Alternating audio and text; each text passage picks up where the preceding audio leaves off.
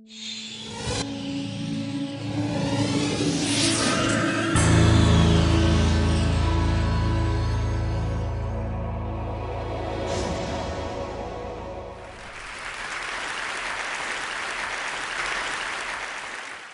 morning.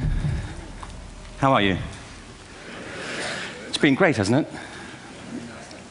I've been blown away by the whole thing. In fact, I'm leaving.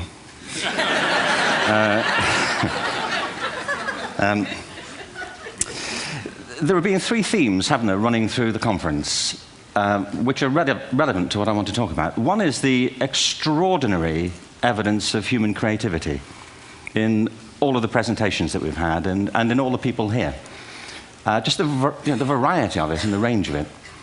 The second is that it's put us in a place where we have no idea what's going to happen in terms of the future. No idea how this may play out. I have an interest in education. Actually, what I find is everybody has an interest in education. Don't you? I find this very interesting. If you're at a dinner party and you say you work in education, actually, you're not often at dinner parties, frankly, if you work in education, you're not asked, and you're never asked back, curiously. That's I think that strikes me. But if you are, and you say to somebody, they say, what do you do? And you say, you work in education, you can see the blood run from their face. They think, oh my God, why me? It's my one night out all week. But if you ask people about their education, they pin you to the wall. Because it's one of those things that goes deep with people. Am I right? Like religion and money and other things. So I have a big interest in education, and I think we all do. We have a huge vested interest in it, partly because it's education that's meant to take us into this future that we can't grasp. If you think of it, children starting school this year will be retiring in 2065. Nobody has a clue, despite all the expertise that's been on parade for the past 4 days, what the world will look like in 5 years' time. And yet we're meant to be educating them for it. So the unpredictability, I think, is extraordinary. And the third part of this is that we've all agreed, nonetheless, on the really extraordinary capacities that children have, their capacities for innovation. I mean, Serena last night was a marvel, wasn't she? Just seeing what she could do. And she's exceptional, but I think she's not, so to speak, exceptional in the whole of childhood. What you have there is a person of extraordinary dedication who found a talent. And my contention is all kids have tremendous talents, and we squander them pretty ruthlessly. So I want to talk about education, and I want to talk about creativity. My contention is that creativity now is as important in education as literacy, and we should treat it with the same status. Thank you.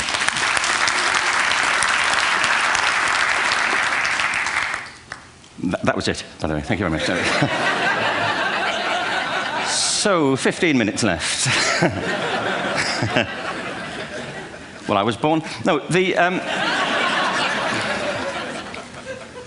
I had a great story recently, I love telling it, of a little girl who was in a drawing lesson. She was 6, and she was at the back drawing, and the teacher said this little girl hardly ever paid attention. And in this drawing lesson, she did. And the teacher was fascinated. She went over to her and she said, "What are you drawing?" And the girl said, "I'm drawing a picture of God." And the teacher said, "But nobody knows what God looks like." And the girl said, "They will in a minute."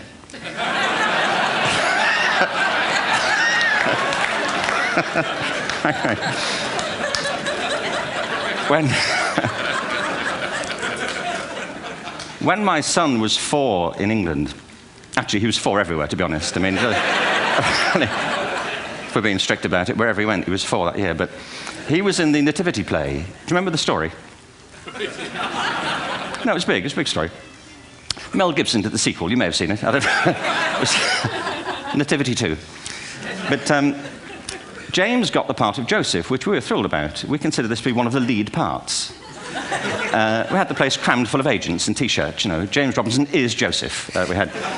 He didn't have to speak, but do you know the bit where the 3 kings come in? They come in bearing gifts, and they bring gold, frankincense, and myrrh. This really happened. We're sitting there, and they, I think, just went out of sequence. Because we talked to the little boy afterwards and said, are you okay with that? And they said, yeah, why was that wrong? They just switched, I think that was it. Anyway, the three boys came in, little 4-year-olds with tea towels on their heads, and they put these boxes down. The first boy said, "I bring you gold." And the second boy said, "I bring you mare." And the third boy said, "Frank sent this."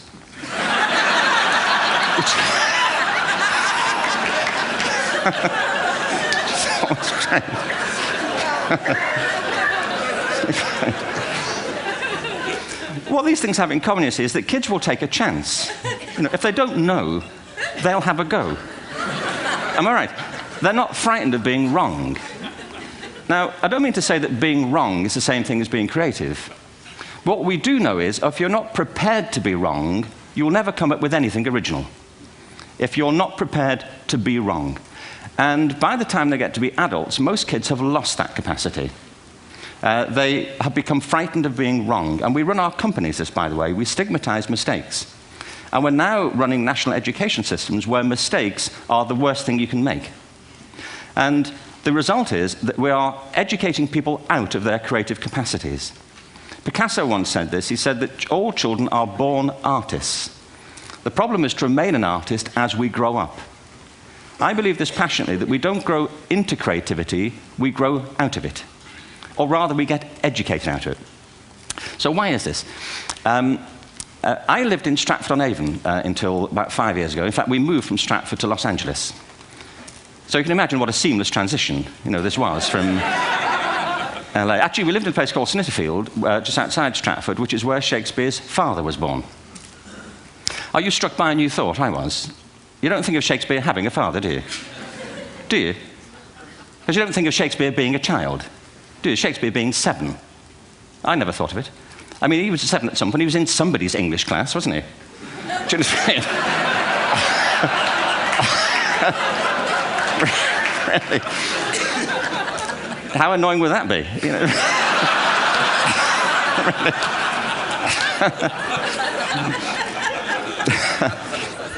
Must try harder. Being sent to bed by his dad to Shakespeare. Go to bed now, to William Shakespeare, and put the pencil down, and stop speaking like that. It's confusing everybody.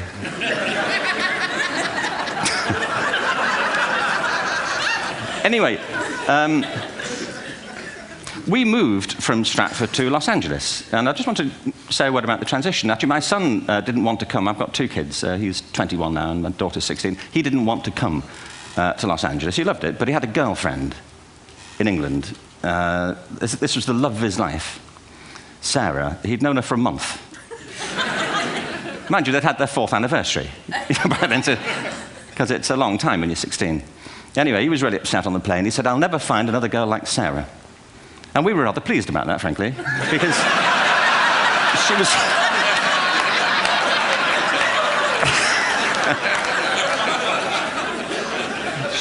she was the main reason we were leaving the country.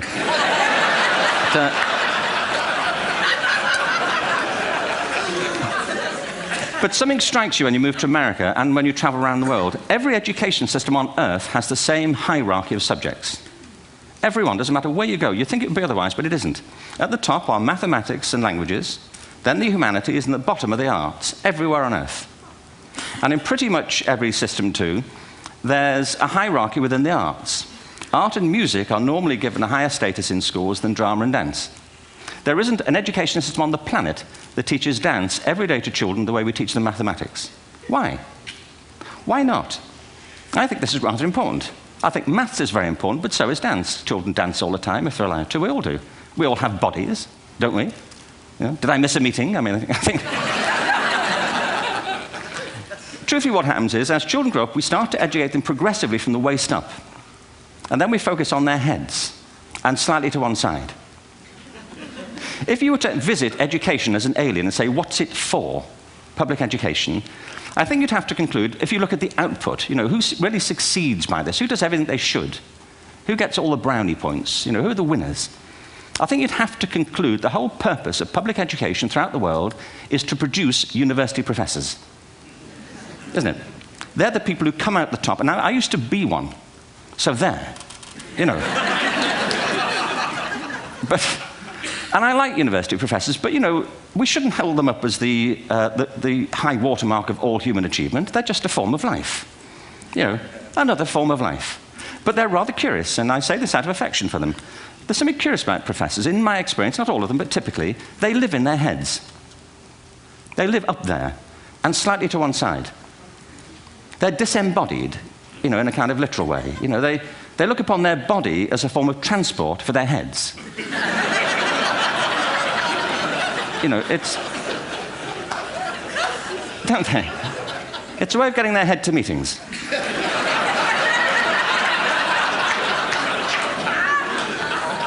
If you want real evidence of out-of-body experiences, by the way, get yourself along to a residential conference for senior academics and pop into the discotheque on the final night.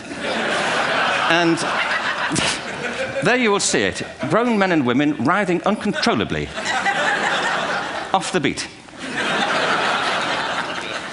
Waiting to it ends so they can go home and write a paper about it.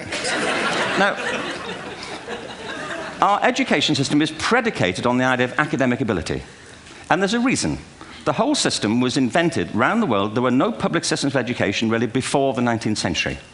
They all came into being to meet the needs of industrialism. So the hierarchy is rooted on two ideas. Number one, that the most useful subjects for work are at the top.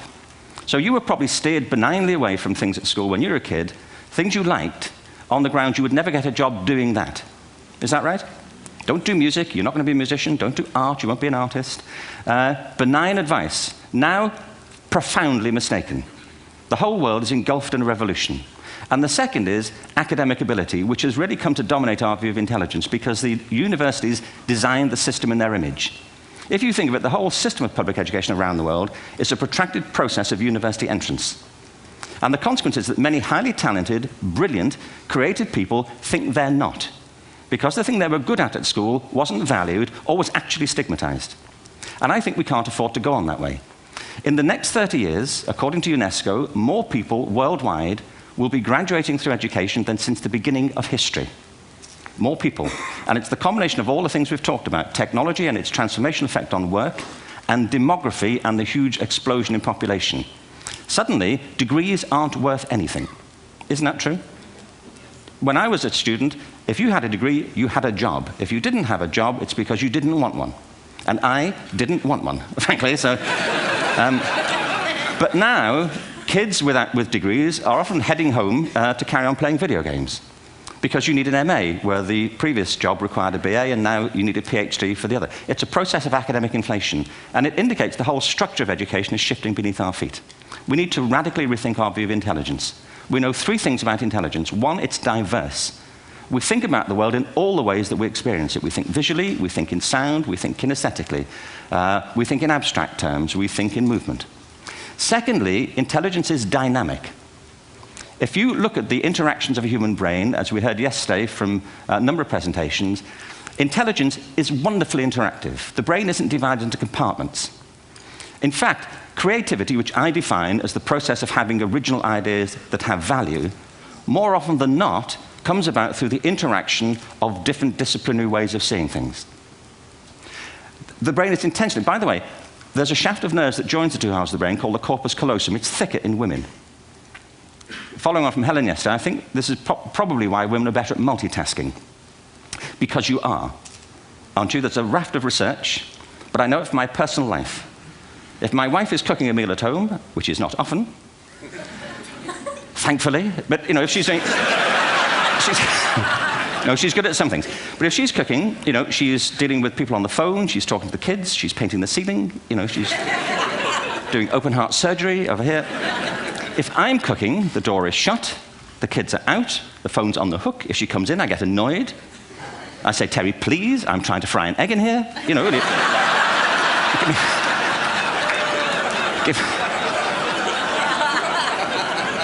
Give me a break. Actually, there was, do you know that old philosophical thing? If a tree falls in a forest and nobody hears it, did it happen? Remember that old chestnut? I saw a great T-shirt, really, recently, which said, if a man speaks his mind in a forest and no woman hears him, is he still wrong?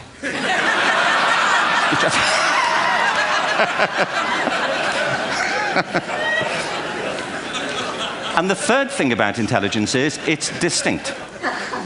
I'm doing a new book at the moment called Epiphany, which is based on a series of interviews with people about how they discovered their talent.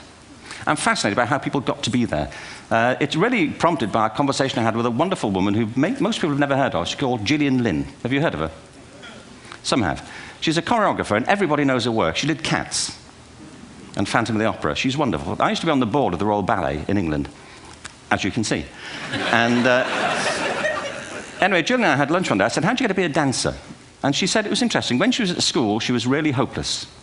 And the school in the 30s wrote to her parents and said, we think Gillian has a learning disorder. She couldn't concentrate. She was fidgeting. I think now they'd say she had ADHD. Wouldn't you? But this was the 1930s, and ADHD hadn't been invented, at this point. So it wasn't an available condition. People weren't aware they could have that. Anyway, she went to see this specialist. So this oak-panelled room, and she was there with her mother, and she was led and sat on this chair at the end, and she sat on her hands for 20 minutes while this man talked to her mother about all the problems Gillian was having at school. And at the end of it, because she was disturbing people, her homework was always late and so on, little kid of 8, in the end, the doctor went and sat next to Gillian and said, Gillian, I've listened to all these things that your mother's told me. I need to speak to her privately. So he said, wait here, we'll be back. We won't be very long. And they went and left her. But as they went out the room, he turned on the radio that was sitting on his desk. And when they got out the room, he said to her mother, just stand and watch her. And the minute they left the room, she said she was on her feet, moving to the music. And they watched for a few minutes, and he turned to her mother, and he said, Mrs. Lynn, Gillian isn't sick. She's a dancer. Take her to a dance school. I said, what happened? He said, she did. I can't tell you how wonderful it was. We walked in this room, and it was full of people like me. People who couldn't sit still. People who had to move to think. Who had to move to think. They did ballet, they did tap, they did jazz, they did modern, they did contemporary. She was eventually auditioned for the Royal Ballet School. She became a soloist. She had a wonderful career at the Royal Ballet. She eventually graduated from the Royal Ballet School, found her own company, the Gillian Dance Company, met Andrew Lloyd Webber. She's been responsible for some of the most successful musical theatre productions in history. She's given pleasure to millions, and she's a multi-millionaire. Somebody else might have put her on medication and told her to calm down. Now, I think...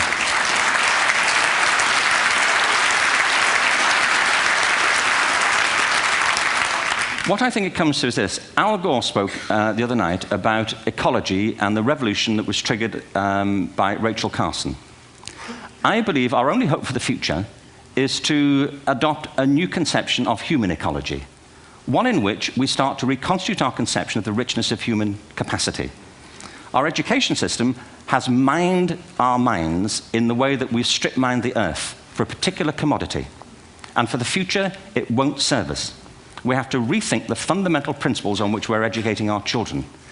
There was a wonderful quote by Jonas Salk, who said, if all the insects were to disappear from the earth, within 50 years, all life on earth would end. If all human beings disappeared from the earth, within 50 years, all forms of life would flourish. And he's right. What TED celebrates is the gift of the human imagination. We have to be careful now that we use this gift wisely and that we avert some of the scenarios that we've talked about. And the only way we'll do it is by seeing our creative capacities for the richness they are and seeing our children for the hope that they are. And our task is to educate their whole being so they can face this future. By the way, we may not see this future, but they will. And our job is to help them make something of it. Thank you very much. Bravo. Here, here.